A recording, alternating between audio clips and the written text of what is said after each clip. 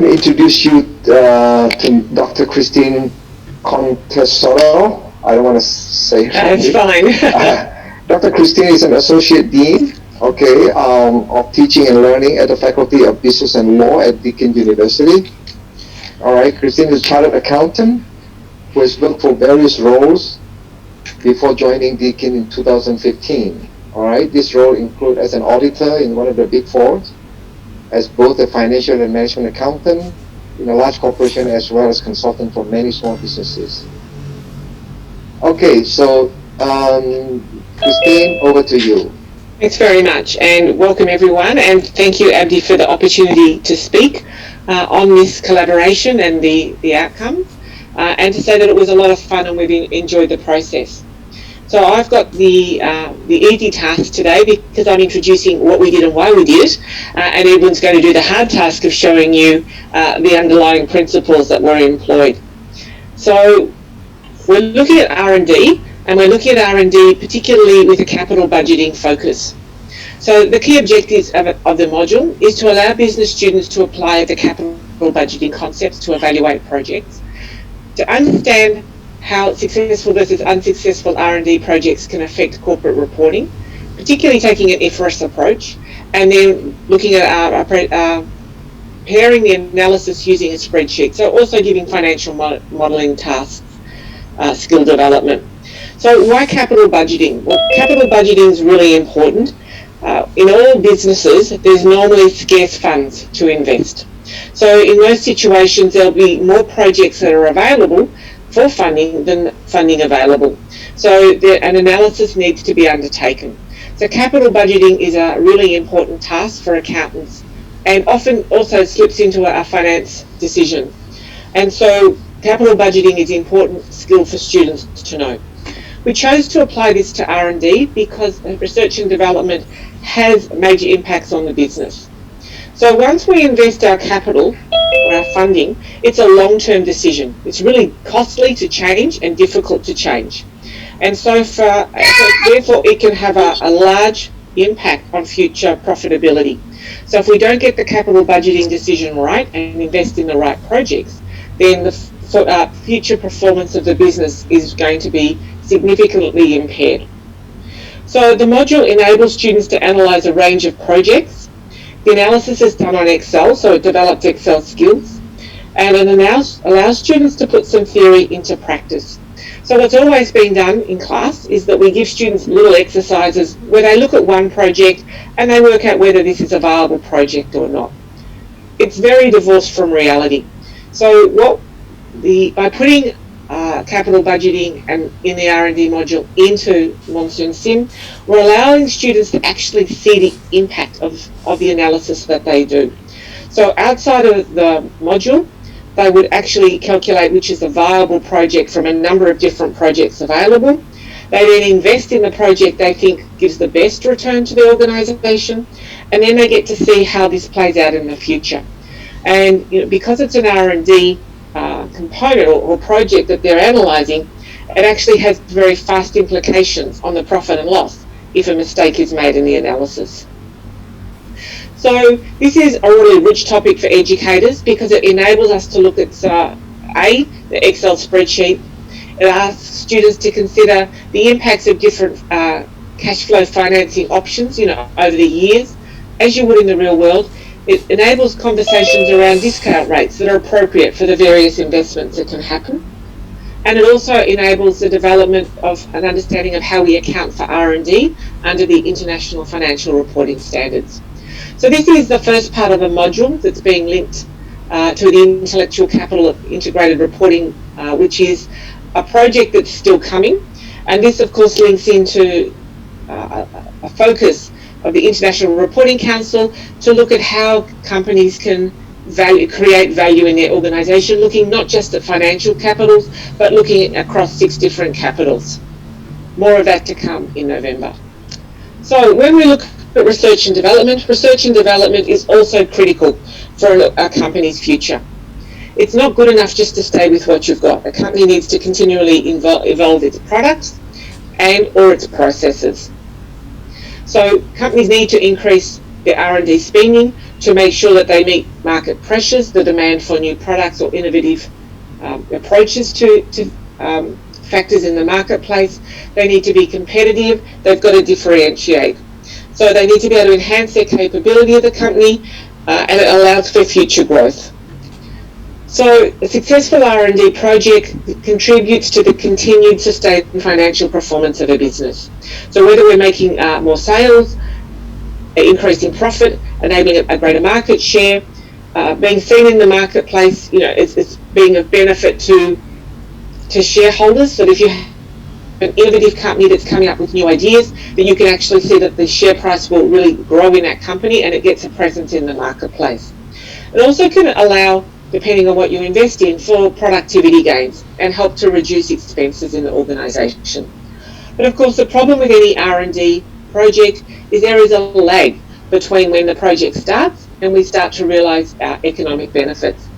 In practice, that can be over a number of years. Of course, in the terms of the simulation, we don't play for a number of years, we play for a number of days.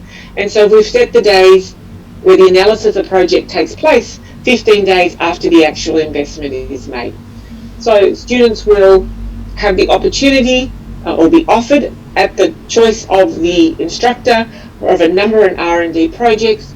They need to analyse firstly if they have the cash flow to invest in any of the projects, and if they do, which is the project that is best for them. So that requires analysis of the different characteristics of the projects available. They then commit to the project. And then after 15 days, they then determine, the game determines whether this was a successful investment or not. And if it is successful, it means increased profitability for the organisation moving forward. But if it's not a successful investment, it means the cost of that investment is going to hit the profit and loss immediately. So all R&D projects are risky. There's high failure rates. We see that in the marketplace, and that will depend on a number of uncertainties that happen in the market that can't be perceived. And in the simulation, there's a number of uncertainties around whether we've got a really bullish or bearish market. And so there's factors that the participants have to take into account. And so what we're trying to encourage is students to take a thoughtful, prudent approach to their project selection, and that they have a little bit of luck, and that they also understand how capital budgeting supports the decisions made within an organisation about its long-term future. Now R&D is an important intangible asset under the International Accounting Standard number 38. So we have two components of this intangible asset. We have research and development. So when we're looking at research, we're really looking at the expenditure on a potential project. So we're seeking, investigating, searching for new potential products or processes that's going to make our business work better, sell more. And therefore, there is no guarantee at this stage that there's economic benefits. And because we don't have that understanding of the available economic benefits, it's hard to measure what the total costs of this will be. At this point, expenditure is always recognised as an expense. So as we undertake expenditure on research type activities, they're an immediate hit to profit and reduce our profitability. In comparison, if you have a successful research project, you can move into the development aspect of the project. In the development stage, you actually know what you're going to or aiming to achieve. So it's a real project, and you're applying your research findings to actually plan or design a module. So the development happens after the research phase has been completed, but before the production or use of the product or the process has started. And so at this stage, it's critical whether this is going to be successful or not. If this is not successful, all the development costs are also going to end up in the profit and loss account as an expense. If it is successful, then the development expenditure is going to be an intangible asset in the statement of financial position or the balance sheet, and it's going to continue to provide benefits for the organisation over time. So there's 6 key conditions that must be satisfied before we can capitalise a development cost as an intangible asset. This is that it's going to be probable that we're going to get economic benefits from the project, that we've got the capability and the intention to complete the project, and we've got the resources to be able to do that, that it's technically feasible, and that we can reliably measure the expenditure. And so these indicators suggest whether the project's going to be successful and gives future economic benefits. So at this point, it's critical under the game as to whether your profit takes a huge hit or whether you move forward with your profitable project. So all in all, this enables students to consider two key aspects of running a business, the capital budgeting aspect and the managing and decisions around research and development and the impact they can have on the long-term profitability of the business. And I'm going to hand over to Edwin, who I'm hoping is jumping in. Do you want me to stay on the slides, Edwin? Thank you, Christine. Christine, can you please stop sharing the screen because I'll have multiple files to share. So thank you. All yours. Thank you.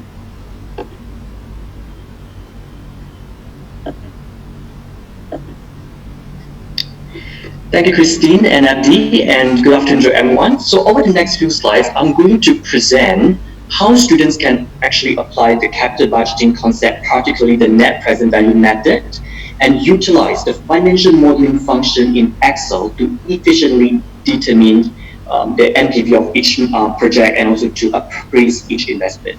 And we will also demonstrate how a business financial performance and position will be affected differently by successful versus unsuccessful R&D. So hopefully this can give you some basic but clear understanding of how capital budgeting and R&D corporate reporting can be integrated into students' learning. So literally in MonsoonSIM, we have configured a number of R&D projects available for students to choose from. And we actually assume that all these R&D projects are innovative, so they can help the business to distinguish themselves from competitors. But there are several fundamental questions. For example, whether these projects are equally profitable, whether these projects can generate economic benefits greater than cost in the long run. So we are taking a long-term perspective here. And whether teams should invest in all the R&D projects, or can they actually invest in more than one R&D project? So it's important to acknowledge that company has finite resources, so they have to operate under the cash constraints. It is not possible for business to invest in every single R&D project, and particularly because R&D is costly and risky at the same time. And we know that the R&D spending is going to actually affect the company's financial performance and position directly. So for example, the R&D spending and outcome will affect the company's profitability, liquidity, asset, and equity base at the same time. So it has real implications on cash flows and profitability. Taking an example here, so if the R&D is unsuccessful, as Christine mentioned, for unsuccessful R&D, both research and development expenditure have to be expensed. So this will actually reduce the company's profitability. And if the R&D is not successful, it's not going to generate any cash inflows or sufficient cash inflows in the next few years for the business. And the huge amount of cash spending will actually place the business into a very difficult situation because business may not be able to pay off their short-term debts, including loans, accounts payable, and interest when they fall due. And some may actually breach the debt covenants imposed by banks and lenders, because we know that banks and lenders always want companies to keep certain ratios, for example, the quick asset ratio, current ratio, and debt to asset ratio.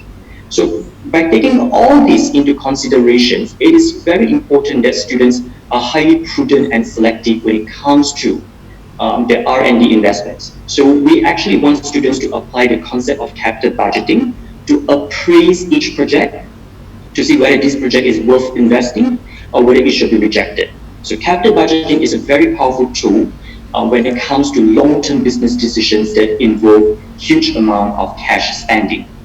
And we require students to actually conduct cost-benefit analysis for every project, taking a long-term perspective. And amongst all the capital budgeting methods, we actually emphasize the use of the net present value, the NPV method, because this method is one of the most common methods used in practice. and it is well taught in most business schools. So we have the common language, and we allow students to actually apply what they have learned in accounting and business finance studies. And of course, in real life, there will be other techniques that are available, such as average accounting return, payback, or internal rate of return (IRR) that requires a very complicated interpolation technique, but those are not really the focus of our module. So we just focus on the net present value method to keep the learning more focused and manageable. So let's go through one example here. So let's say for project A, it incurs research expenditure of 350K and 450K for development expenditure. So the total cash outflow for project A is 800K. Now, I need to reiterate that in MonsoonSIM, when we configure the game, we actually apply one very important assumption. So the time difference between the research expenditure and development expenditure is actually short. And we actually assume that research and development activities take place at the early days of the game, at the investment date, which is at the early days of the game, so we don't discount these cash flows, okay? Because in MonsoonSIM, there are no year concepts. We set the game up to 130 days, 145 days, for example, for the learners to play, but there are no year concepts. So for simplicity reason, for the research and development expenditure, we do not discount it, okay?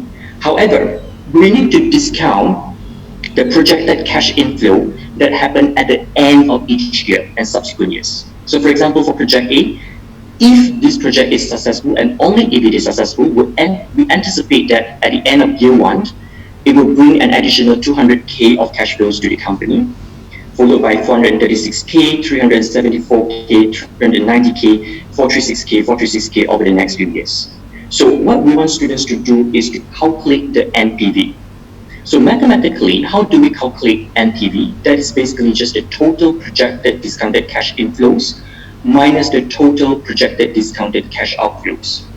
And to calculate the present value of each cash flow, we need to rely on the formula that you will see on the bottom part of the left-hand side of the slide. So PV equals to C divided by 1 plus R to the nth power. So C is the cash flow for a particular period, and R is the discount rate, that is the rate of return. So for every project, okay, so we will apply the same discount rate in MonsoonSIM. So for project A, for example, we actually apply 15% required rate of return. So required rate of return is basically the minimum return that is required by investors to invest in a particular project, okay? And N is just the number of periods. So let's take the projected cash inflow, okay, let's discount the cash inflow at the end of year 1. So it's given that it's 200K, so we just put 200K as the numerator, divided by 1 plus R. So 15% means 0.15. So 1 plus 0.15, you get 1.15 to the power of 1. And you do the same thing for the second year cash flow, that is 436K, divided by 1.15 to the power of 2. And then for year 3, 374K divided by 1.15 to the power of 3. And for year 4, 390K divided by 1.15 to the power of 4. And in year 5, that is 436K divided by 1.15 to the power of 5. And finally, 436K for year 6 divided by 1.15 to the power of 6. Okay, so these are the total projected discounted cash inflows, and we deduct the total cash outflows. Okay, and remember, for the total cash outflows, we do not discount here because we assume that they take place at the early days of the game, so there is no need to discount it for simplicity. So after you plug in all the figures, you find that the NPV for this project is actually 577K. Would you invest in this project? So basically you will, because the net benefit for investing in this project is actually positive. So it is a promising investment and you will consider this investment. And of course, it's going to be quite time consuming for students to calculate this manually. So we will recommend students to actually calculate this using the financial modeling function in Microsoft Excel. So I'm going to demonstrate how this can be done. So basically, what students need to do is to encourage students to pre-populate all the information for every single project. So here I have project A to E, let's say, And I will pre-populate the research expenditure and development expenditure for each project, and I will just sum them up, okay? And I will also pre-populate the projected cash inflows for every year. And I will also have a discount rate, which is 15% in this example. So once your students have actually pre-populated this information, they can calculate the NPV very quickly. So to do this, you can just type equals to NPV. So we will use the existing function, which is inbuilt in Microsoft Excel. And then we open the brackets. We will choose the discount rate. And note, because we are using the same discount rate to evaluate, to appraise every project in this example, because we are using the same referencing point, we need to lock the cell. So to lock the cell, you can simply just add $sign. So $B, $15, and add a $sign to the row and column. Okay, so we lock the cell because we are using the same discount rate for every project. And for project A, I will choose cell B6 to B13. Okay, and you may actually ask, why do I choose up to B13? Simply because I want to copy this formula across to other projects. Okay, so because if you have a look, project A actually has 6 years of cash inflows, and project E actually has 8 years of cash inflows. So to allow me to actually set up a modeling and copy the formula across efficiently, I would choose from B6 to B13. Okay, and of course Excel is smart, because once you leave these cells empty, they won't be incorporated in the calculation for project A, but they will do it for project E. Okay, so I will close the bracket, and here I get my NPV. Oh, sorry, I still have to minus the thing. I have to minus the total cash outflows. Okay, and remember we don't discount the total cash outflow in this case. So that gives me my net present value of $500,000. So 577K, which is consistent with what we have calculated previously. Okay, so once you have made sure that the formula is correct, you can just drag the formula across, and now you will see the NPV for each available project. So in this case, which project shall we invest? So if the business has a whole lot of cash, we will invest in project A, project C, and project E. Right, because they actually give us the positive NPV, but we will not actually invest in project B and project D because they have negative NPV, and for negative NPV in MonsoonSIM, we set them as failure. Okay, we set them as failed R&D. And of course, if the business has cash constraints, they cannot invest in more than one R&D. They have to go with the R&D project that gives the best NPV, which is project E in this example. Okay, so because project E has a greater positive NPV compared to project C and project A in this case. And of course, we can actually rely on this spreadsheet to further configure and to see the implications of Edwin. Yes. Abdi here. I don't think. Can you share your Excel? Because I think we are looking at your PowerPoint. Oh, is it? I'm so sorry. It's okay. Just I think they get the picture, but it's good for them to have a look. Cool.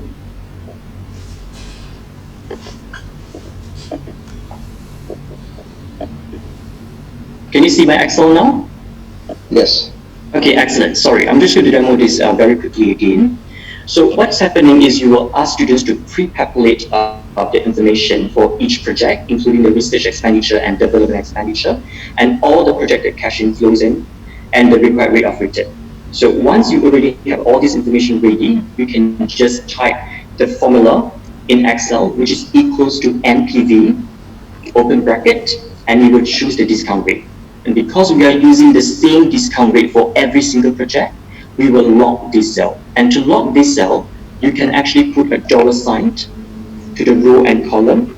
So $B, $15, for example, comma, and you will select the projected cash inflows. Okay, and here I select from B6 to B13. Okay. And I close the bracket. But this is not really the NPV because I still have to minus the total cash outflow, which is for the research and development expenditure, and that gives me 577K. So that is consistent with what we have calculated previously that is shown in the slide. Okay, so once you have made sure that this formula is correct, you can just drag this formula across, so you can efficiently determine the NPV for each project. And in this case, if the company has a whole lot of cash, they can invest in project E, project C, and project A because they give the positive NPV. And you will avoid investing in project B and project D because they will be deemed as failed R&D, unsuccessful R&D given a negative NPV. And if the business has cash constraints, if they can only invest in one particular project, they will pick project E because that actually gives the best and the highest figure for positive NPV. So based on this, we can further configure how the project is going to affect the company's financial performance and position, how they are going to affect various items on profit and loss and balance sheet. Okay, so for example, we can quote that, okay, to determine whether the project is successful, we can use the if function equals to if, and then we select the NPV that you have calculated just now, okay, and then comma. If this is successful, we give it 1, and if it is unsuccessful, we give it 0. Okay, so we know that, okay, project 1 is successful because it is positive, and then we just drag across. Okay, sorry, I have it typed 0. Okay, so we will drag across this formula to the other cells. Hang on. Oh, sorry, if B17 is greater than 0. Okay, so let me rectify the formula. So we type if equals to if, open the bracket, okay, the NPV, if the NPV is greater than 0, then it is successful, which is coded 1, and 0 otherwise. Okay, so this gives you 1, and you drag across to the other columns. Okay, so it will tell you that for project A, project C, and project E, they are successful, but for project B and D, they are not successful. Okay, now, what happens if the project is successful? If the project is successful, MonsoonSIM will reward the teams with some sort of cash flows, and the cash inflows will equal to the projected cash inflow that are set for year 1. Okay, so in this case, since project A is successful, so if team invests in project A, they will get an extra revenue of 200K 15 days later. Okay, so to code this, we can use the if function. Okay, if this is a successful project, okay, equals to 1. Okay, if the outcome equals to 1 means it is successful, then I will have an extra revenue. So I refer to B6, that is the projected cash inflow in year 1, and 0 otherwise, because if it is unsuccessful, I will not get any cash inflows. Okay, so that's the way how it is configured in MonsoonSIM. So here consistently I get my $200,000 for project A, and I'll get $200,000 for project C, and I'll get $250,000 for project E. But I will not get anything for project B and for project D because they are unsuccessful R&D. Okay? Then when it comes to research expenditure, remember Christine mentioned that for all research expenditure, they must be expensed because it is too early to conclude that they are future economic benefits. So accounting standards require all research expenditure to be expensed. So here we can just simply equal to the research expenditure input. So I'll just click B2 and I press enter, and I'll just drag this information across. Okay, so for all these projects, this is the amount that must be expensed for the research expenditure. And we also have to consider the development expenditure. And under IFRS, the development expenditure is expensed if it is not successful. If it fails to meet the 6 criteria mentioned by Christine and by standard, okay, so you have to expense it. So we can also use the if function. So if the outcome equals to 0, meaning if it is not successful, then we will select the development expenditure. So I pick B3, that is the development expenditure for project A, and 0 otherwise. Okay. So if 0 otherwise means if it is successful, we do not have to expense the development expenditure. Okay. Now here you can see, because project A is successful, the development expenditure does not need to be expensed. It will be capitalized, it will be booked on balance sheet later. Okay, so we can just drag this formula across. So you find that for project B and for project D, because they are not successful, development expenditure of 880K and 550K respectively are recorded here. Okay, so we have looked at what happens to the company's P&L for successful versus applications on the balance sheet. Now, when you invest in R&D, definitely there will be a cash reduction. Okay, regardless of whether the R&D is successful or not, there will always be cash reduction. So that will equals to the sum of the research and development expenditure. Okay, so I pick B4, and I will just drag this across. Okay. And the next item will be the intangible asset account. Okay, so we have an account name called intangible-development.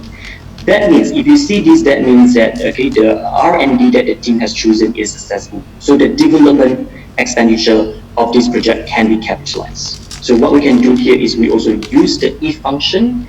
If it is successful, if it is equals to 1, then we will capitalize the development expenditure, which is B3 for project A, and 0 otherwise, meaning if it is not successful, we cannot capitalize the development expenditure.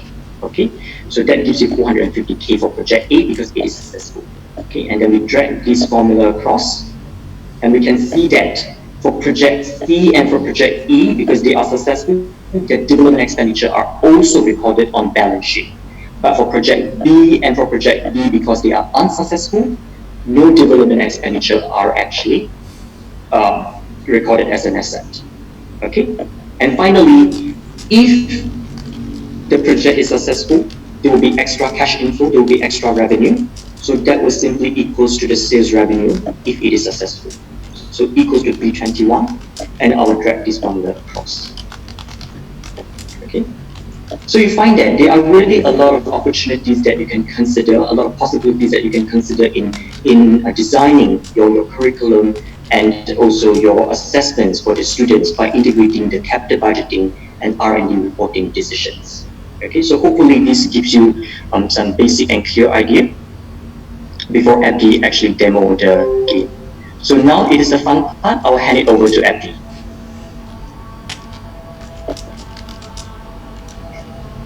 Okay, thank you, Edwin.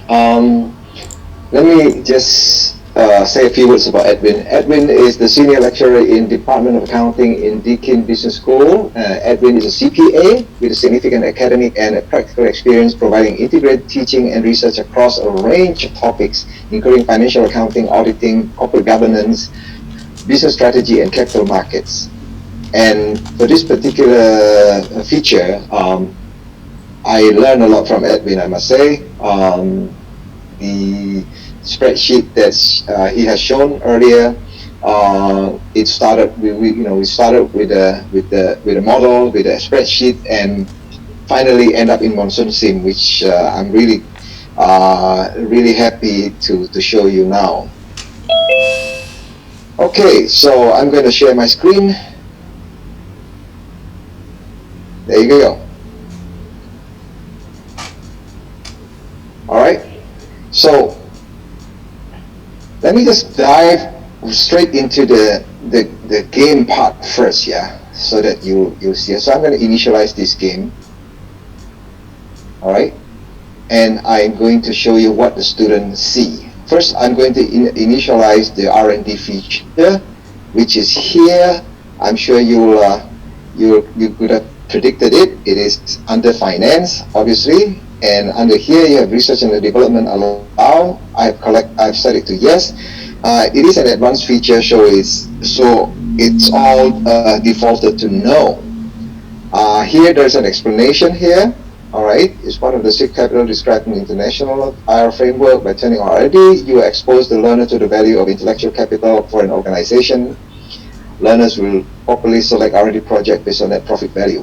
Okay, so I have turned it on. I'm not going to go through the submenu first, but I'm going to show you what happened when I turn it on. Now, as a learner, you click here, you'll see a new submenu here called Research and Development. You click. So here's the story, right? Your CEO is looking to increase the future value by investing in R&D. So imagine you have a boss, your boss say that, look, we need to invest in R&D to improve our share price and so on, right? So here's the story. Now here are a few projects being considered, okay? Your job is to make sure that we invest in the project that are projected to bring us the best returns. So that's our job, right, as a learner. Okay, so here's the question, here's a scenario, and that's your challenge. Find a project that is with the best return. Here's a note, very important. A project with negative net profit value will be deemed total failure, okay, and will be written off as expense.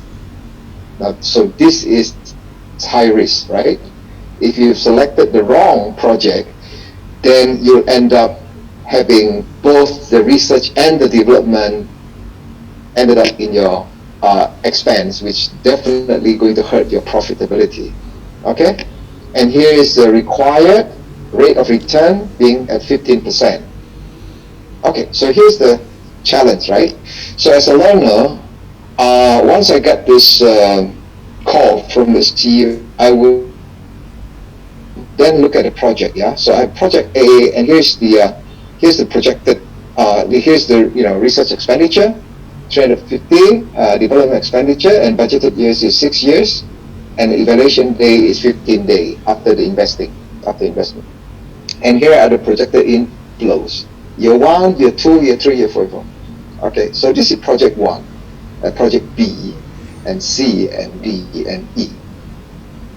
Right? Now, without having understood what Edwin has told you earlier, how would you pick which project to invest? I'm sure you won't have no idea, right? I had no idea a few months ago when we were talking about this, right? So I learned a lot from this myself, right? So we don't know, right, which project to invest. Now, of course, we kind of know that we need to calculate back on the net profit value and so on.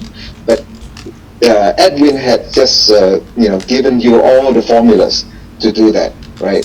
So as an accountant, I'm sure you will need to learn those formulas, and then you need to create your own Excel to or create your own, write your own formula to calculate the NPV based on the following scenario, right? I'm sure that's what you learn in school. So here we are, same thing, but we make it in a game format, right? So these are the game, here are the project, so you need to invest. So I'm going to start the game, and let's run the game, and I'm going to make it faster, 10 seconds per day. I'm going to run for, say, 25 days. Okay, so the game starts. So as a learner, I come here, and I got this call from the CEO. What do? And then, okay, so now I get to learn how to calculate NPV, okay? Now, imagine I have, blindly, let's say I don't bother to learn it, then I have picked the wrong one. Let's say I pick project B, which is a failed project, okay, with a negative net profit value. So what happened is, once I have picked this project and I've approved it, guess what happened to the 440 the next day? It will be in my profit and loss, right? So the research will be, let me just click it one more time. There you go.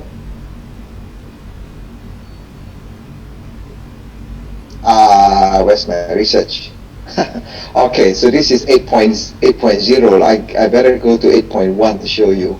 Let me just open up the latest game. I think the result shows after 15 days. Nope, I think the expense is directly. See, the expense already 571. We just in version 8, I just have to pull it out here. You see this? This already been expense, but I just haven't shown it here in version 8. Now, never mind. Let me just go to 8.1, which I'm going to. That's it in our, because we are going to launch today, right? So by this afternoon, you'll get all this new one.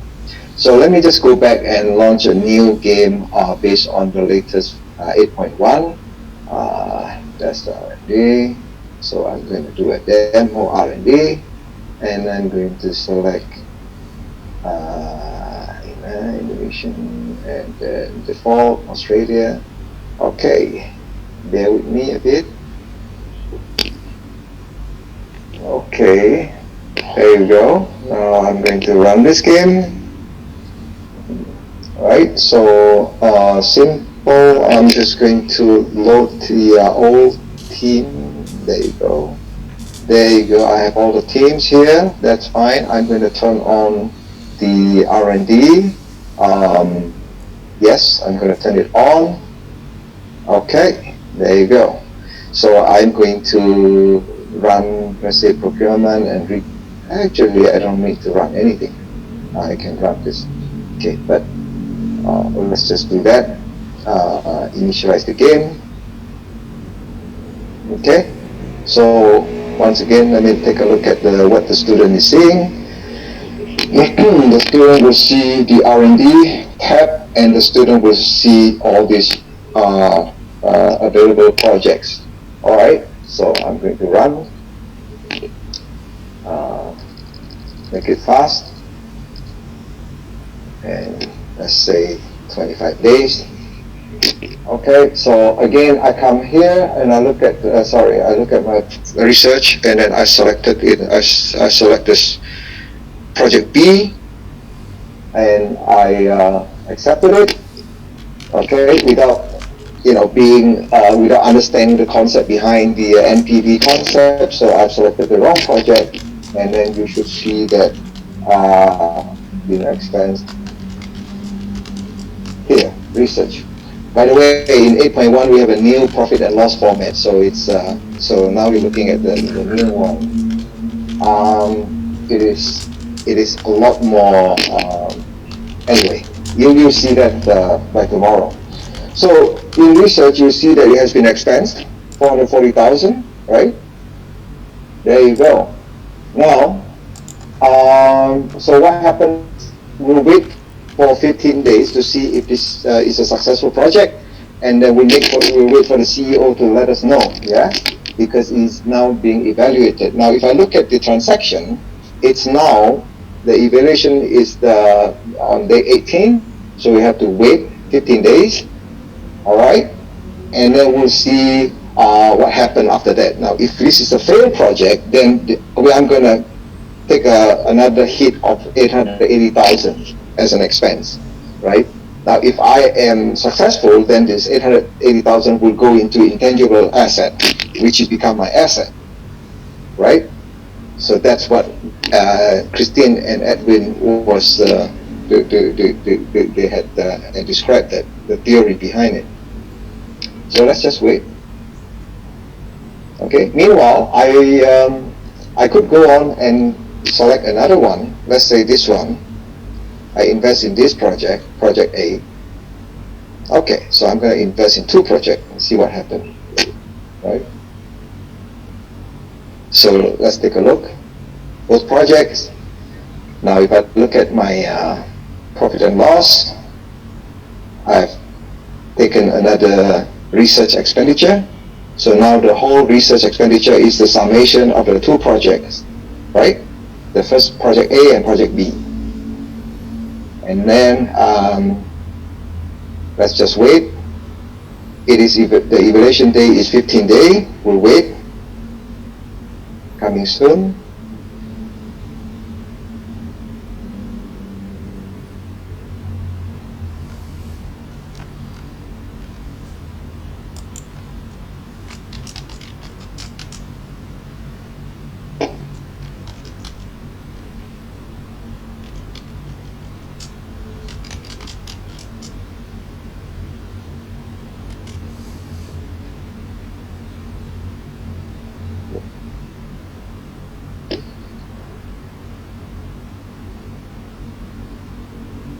So what happened is, this is a unsuccessful project, right? Because if you look at my expense, it's now ended up here. I've researched, it's gone, I've burned this money, right? And the development is also being put in the expense column. So as a student, you know, I'm obviously the CEO is not very happy because we have just lost a lot of money for the company, right? On the other hand, for project A, which has a net profit value positive, we should be able to see something else. Let's just stop on day 35. Let's have a look.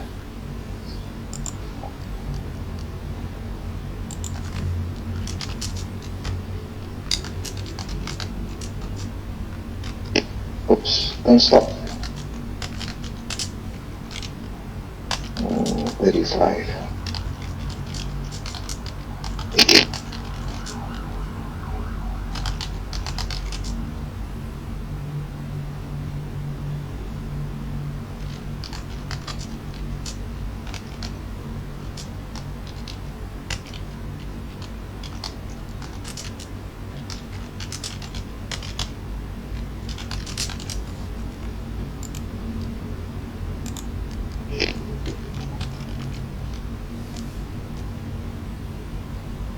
Okay, so for this particular project,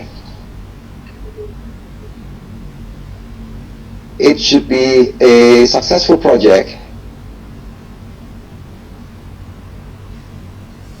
right? So now if you look at the balance sheet, it is now under intangible development asset. Okay, so the development component is now ended up here for project A. So therefore, we have increased our asset because of this particular investment. Okay? Are we clear so far?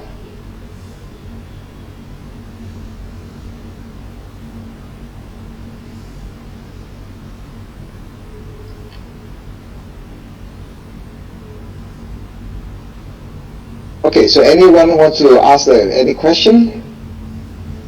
This is the development cost for the first project. Okay, the failed project. Do you want to show where the CT can find the actual outcome without calculating it themselves? Yes, I'm going to get to that. Okay, so this is the learner's point of view, right? Now, you may say that, look, you know, so how do I set up this one as a teacher, right? How do I set up, how do I know this one? How do I set it up? I mean, I don't have time to calculate all this, right? Because I want to change the number sometimes, right? So as a teacher, it's easy. You just click this one, finance, and then you can go to the research and development submenu, and here are your projects, okay? So the 5 projects that you have. Now, you can take a peek at the net profit value. So it's already calculated for you, right? But sometimes you want to show it to the student, but you don't want to show the, you know, the result, because otherwise then they don't need to calculate themselves. So we have purposely make it hidden, but you can have a look, right? So the net profit value for this is this one, and then this much, and this is this much, and this is the net profit value being calculated for you. All right? So that is now if you want to change this, no issue, you just go back to the original, let's go back to the reset this game. Forget that, because that's just a location that we don't have in version 8.1. Now for this, let's say you want to change the number to the required return to say 10%. Okay, so all that is being calculated automatically for you. So you just see, okay, for 10%, this is the result. This is the net profit value. This is the net present value, sorry, net present value. These are the net present value. Okay, now, you can also individually go in and change this. So for example, you say project A, let's say you want to call it, you know, let's say 5G investment, whatever, right? You can just change it to 5G invest and change the research to be 400,000, and this would be 600,000, right? And then you want a budget year of say 7 years. Then your first year projected, let's say 400,000.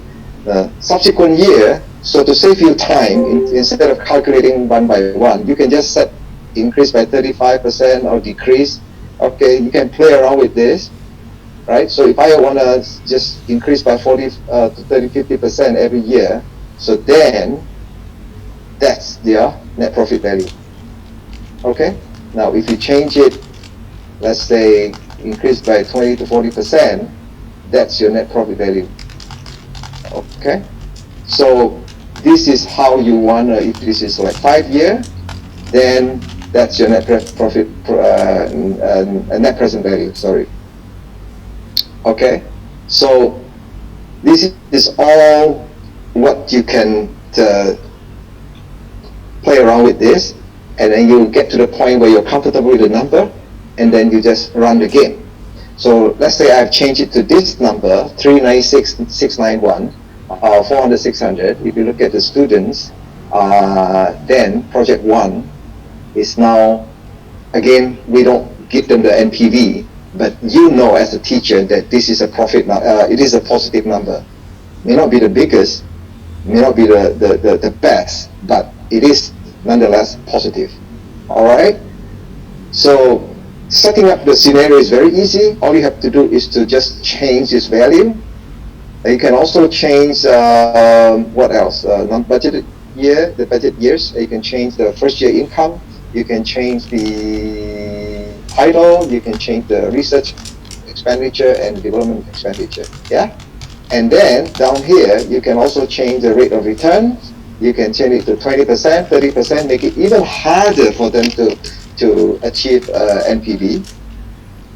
Okay, and then the evaluation period, you can also change this. Say 15 days is too long, you may want to change it to 10 day, 3 day, 20 day. Okay, so from all the theories that Christine and Edwin have explained earlier, we have just encapsulated the entire concept into a very simple game with a very simple scenario. Okay, and it's very simple setup because the teacher just set a few parameters and the learners have to go through this.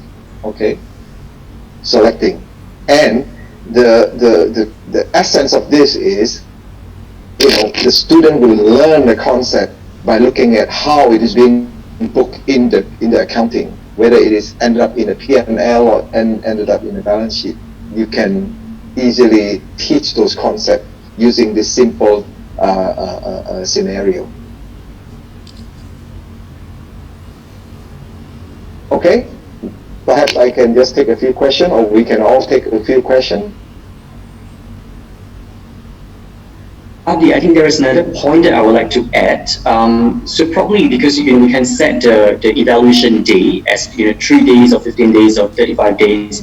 So I guess it's important to let the CTs know that they should actually let the students know. So let's say if the evaluation day is 15 days, so probably it is not advisable for students to invest in R&D in the last 15 days because the outcome will not be evaluated. So even if they have picked the right projects to invest, they may not be able to actually get the outcomes because it's already post when the game ends, it is already the post evaluation day. Yes, very good point. MD, can you hear me? Yes, Alex. Okay, just now I saw you recognized the first year return, which is 15 days. In this example, we said it's 15 days. When will you recognize the year 2? Is it going to be the next 15 days, or because you have a 6 years return in the total that I saw? Yeah. So how do you recognize that in your P&L? Is it after every 15 days, or how does it work? Very good point. we discussed quite a bit about this. We want to maintain. Maybe I answer first, Edwin. You can add later. We want to maintain it as year-to-year basis. So we cannot, if we change that, so the second year recognition will come in second year, but we don't play second year. So therefore, we won't be able to capture that. Okay. My point is this, because if you were to just capture, if you look at the first project, right?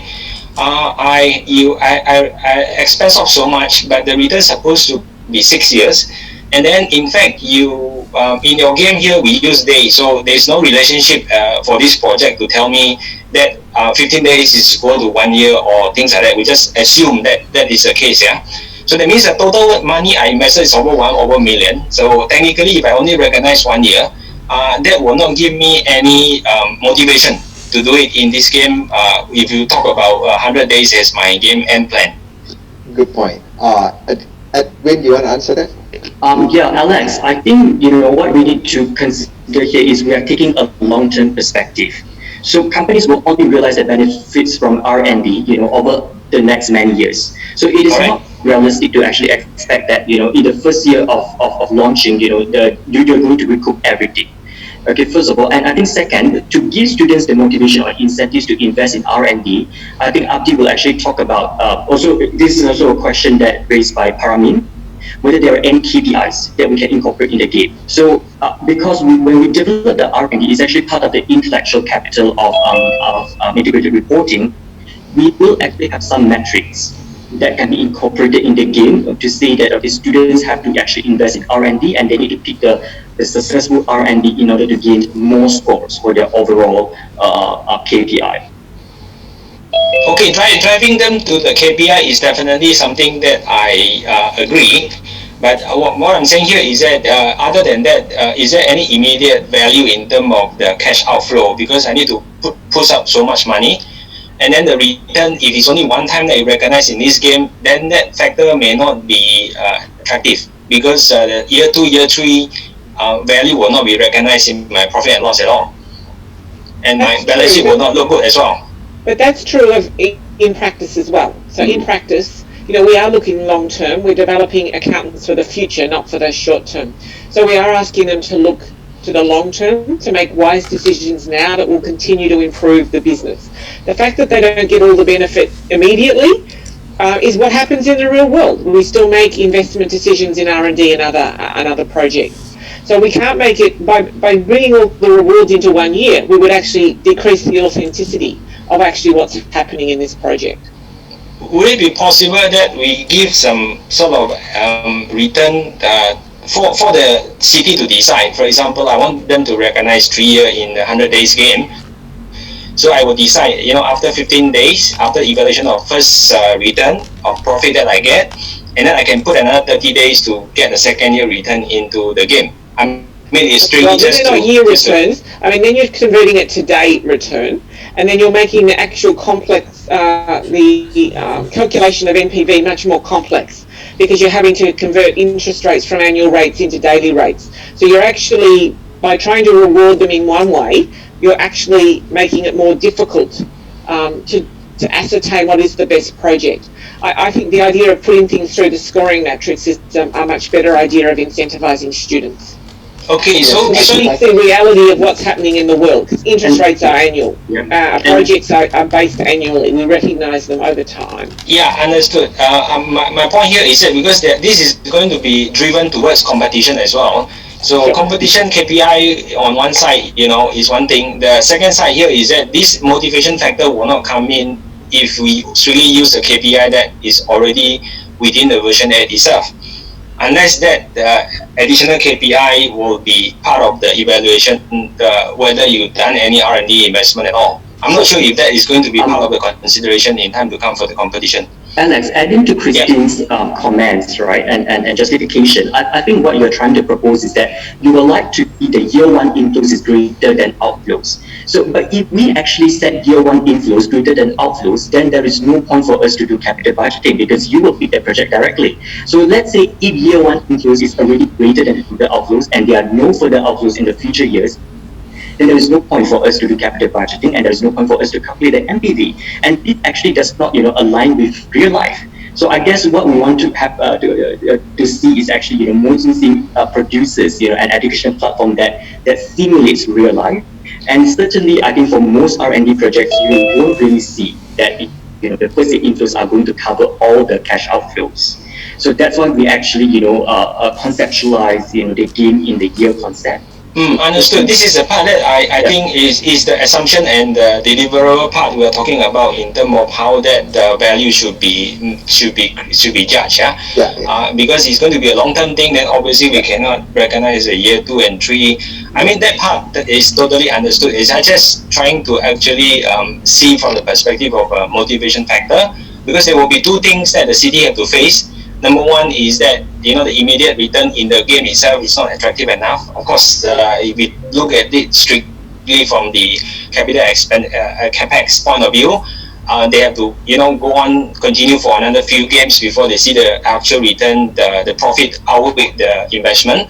Second thing is the competition that we're going to drive at towards the end of the year. Will this be part of the measurement and things like that? So I just want to make sure that we have a common ground in terms of how we should interpret this to the student later. Okay, Alex, let me add that MonsoonSIM actually is two things combined into one. All right. Yeah. We have simulation and we have gamification.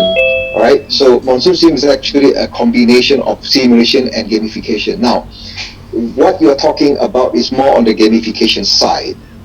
But here we are talking more on the simulation side. So yes, eventually there will be something that will bind them together, which is the competitive factor that comes in. Now, for the immediate future, we can have a number of KPI that will support that incentive, right? That will incentivize them into doing this. For example, we can tie the loan into this particular future value. So perhaps there is a loan, a bank that is going to invest or fund company with future value than another company that has not much of a future value, right? So that loan part can come in, and the other thing is a hard KPI that we can slap into the scoring metrics. It's called intangible asset, which is becoming a KPI that the teacher can set that will drive the student to learn it. Okay, but even without all that, right? Can you imagine now you can teach this concept so easily as a teacher to student, right?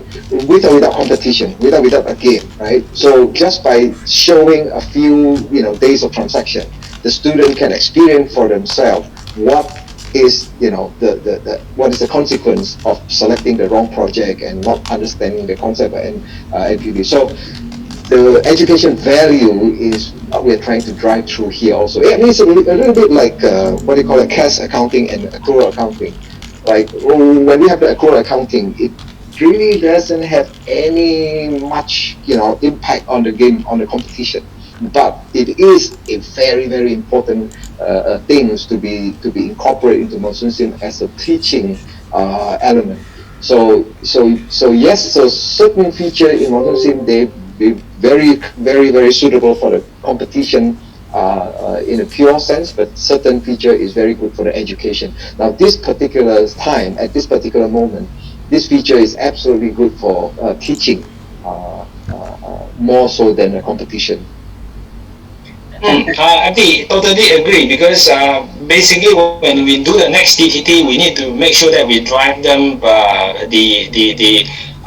what we call the foundation that we build on. That is my purpose of raising up this concern. Yeah. Yep. I understand. So this is gearing towards that, and this is just the beginning, right? This is a long process.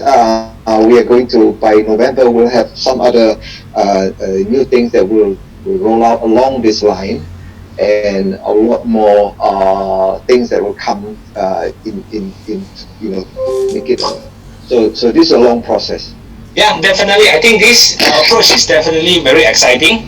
It's a question of how do we actually lead it across the deployment to the rest of the other cities when we having to show them this feature, because I'm sure that they will be probably equally concerned about what's the impact of the upcoming competition and things like that, because these two are all tied together.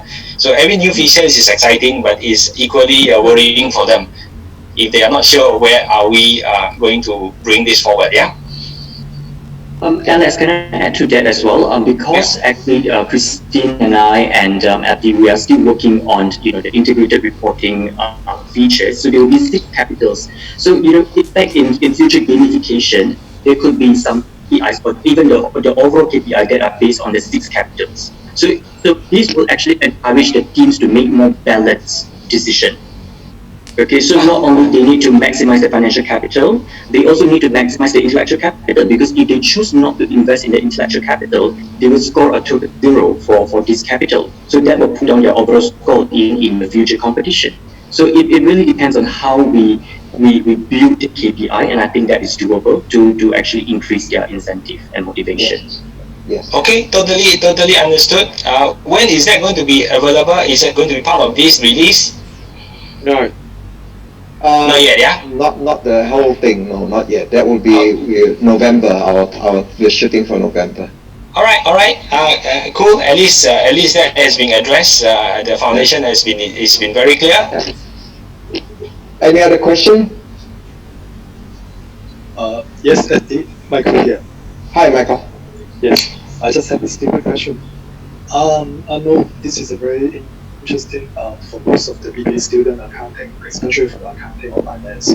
But first of all, sometimes our student is not only from the BBA, maybe from other faculty.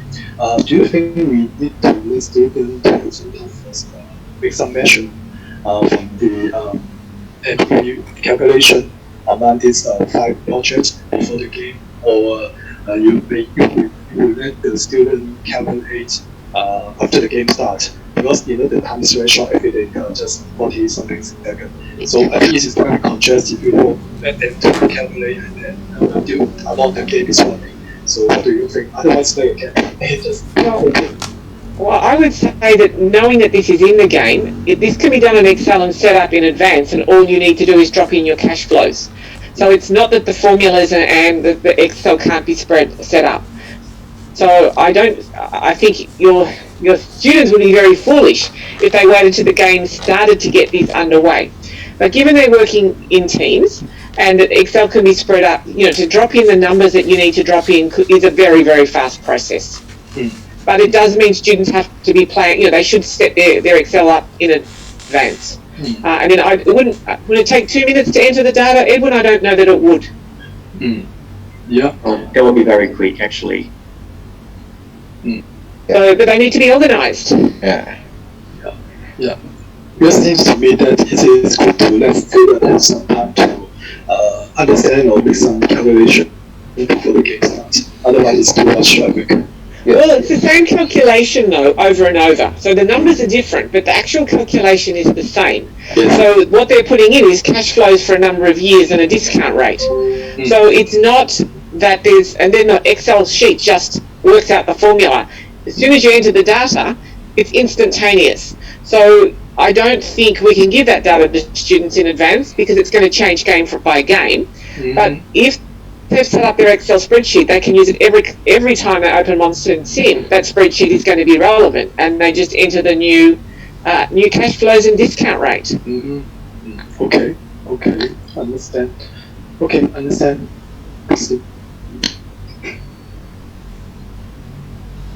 All right. Any other question? Okay. So, education is still our purpose here. So I think the whole education value of this is should not be discounted, because the way train, earlier you mentioned that the student don't have time to calculate all the, can you imagine if you're trying to ask them to do that in a normal teaching, right? They will probably have less incentive, but now they need to, which is a really good thing, from education. We will continue to improve this in many other angles, such as the measurement angle and so on, and KPI and so on, and also anything that we can make it simpler, we'll make it simpler. And I think it also depends on the revenue from this employee. It's justifying for them to send them to pay with or not. If the return is not decent high enough, they simply to forget, put their signature on other sales revenue area. Yes. I agree. I mean, from a straight 130-day point of view in a competition, they probably don't have that much of incentive. But if we eventually come back with an overall, integrated reporting KPI that requires a company to have, different sort of dimension in terms of their asset, then it will be, then they would need to think about. Then they will definitely be excited to do that.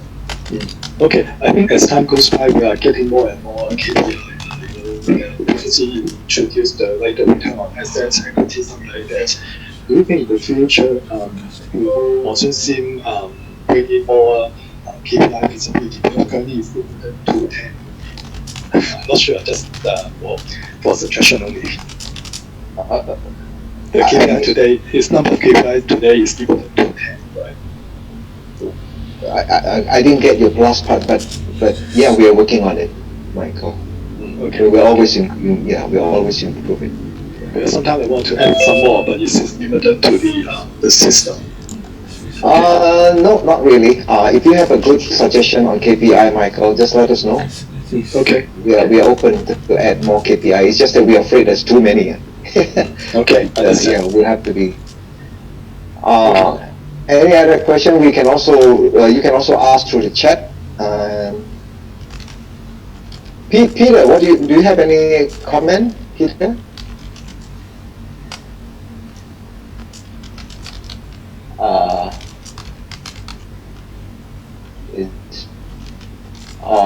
Anyone want to comment or chat? Raise your hand or something. I cannot see the chat sometimes.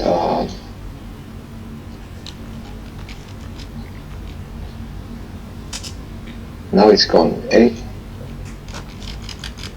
Oh, there you go, the chat. All right, this concept is very good. Paramita say, do thank to Christine, Edwin, and Abdi to develop this. I need to prepare myself more on next update to CT. Yes, I think it's, let me just say this, right? When we talk about intellectual capital, a lot of people probably think that, wow, this is too advanced. This is something that we don't, it's it's getting. But once you look at it, it's quite simple. I think so. I hope the CT, especially those of you looking after a particular region, the partner, you can explain to the CT and get them to start understanding it and apply it to their curriculum. I think it's very good. Daekin, Christine, I think you're going to put it in your capstone project.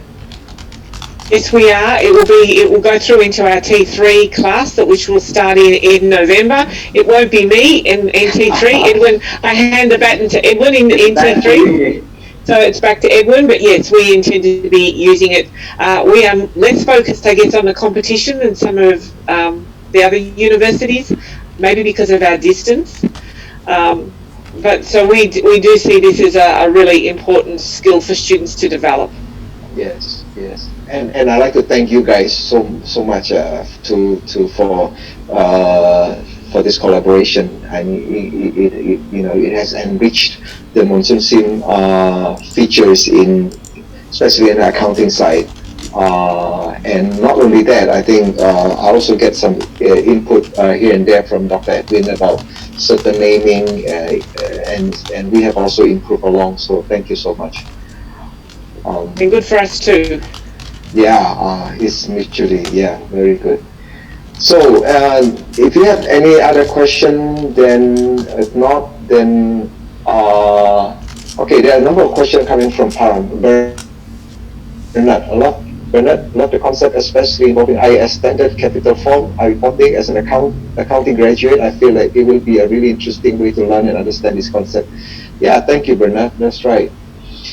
from Paramin, in case other university would like to do collaboration project MonsoonSIM, how they can do it? Well, we have a good precedence here with Daekin, right? The collaboration is very simple, and it is very. We are open for more collaboration with other universities. That's not the issue. We just have to decide on the right concept to be incorporated into MonsoonSIM, and yeah, we're proud to collaborate. Yeah, sure. The other concept, the other thing is from Paramin, any observation regarding failed and successful project R&D and comparison R&D investment between. Yes, we are going to put all that in due time, Paramin. We are going to put some observation part into the CT so that the CT can see the R&D investment, so on and so on. Yeah. Well, at least we'll start with the KPI, our intangible asset. Okay, what else? Any other question?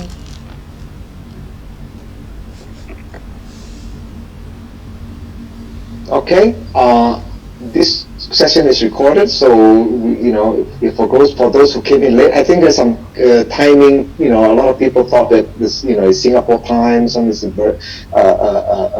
Melbourne time. So I'm sure it also, so if they miss, then please tell your colleague to check out our YouTube channel. Okay, Edwin, Christine, any other things to add?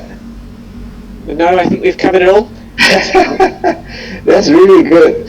Thank you so much. Thank you too for such a fruitful collaboration, and we look forward to our next product. Yes, and lovely to speak to everybody. Yes. Thank you both, and thank you everyone for coming.